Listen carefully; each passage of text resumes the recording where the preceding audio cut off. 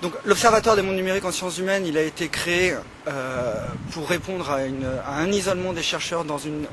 un domaine, dans un objet d'étude qui était négligé par la recherche française. Ça a permis de mettre en marche une dynamique, de regrouper les acteurs. Le morceau est beaucoup trop gros pour qu'il soit pris isolément chacun de notre côté. Donc on est obligé de faire du pluridisciplinaire, c'est très riche, ça fait un bain, une fréquentation, ce que j'appelle une fréquentation des auteurs et des chercheurs entre eux, qui prennent, piochent des idées, s'échangent, et construisent ensemble une réflexion sur les mondes numériques, sur ce à quoi ça répond, ce à quoi ça nous prépare également. Je vous présenterai trois objectifs principaux de l'Observatoire. Un, l'observation des pratiques, des usages, des objets. Également un compte rendu, l'observation aussi des discours sur les mondes numériques. Deuxième point, l'échange, c'est-à-dire les réflexions, la fréquentation, ce que j'expliquais, discuter, échanger, augmenter la somme de connaissances avec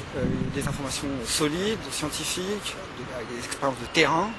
Le dernier point, le plus important, la diffusion, ce qu'on appelle la science 2.0, en tout cas ce que l'Observatoire a décrit comme la science 2.0, c'est-à-dire la science collaborative, avec la mise en commun des données,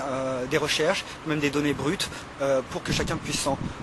les reprendre, les réutiliser pour gagner à la fois du temps, puisque le temps c'est important dans la recherche pour être rapidement, il faut être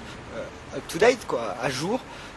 et également une diffusion vers le grand public, une diffusion vers les autres acteurs, les institutions, les organismes, ce genre de choses, pour montrer à quel point il y a eu une révolution numérique, elle est encore en marche, et il faut rapidement qu'on prenne le pas et qu'on prenne la mesure de ce que peut nous offrir cette technologie.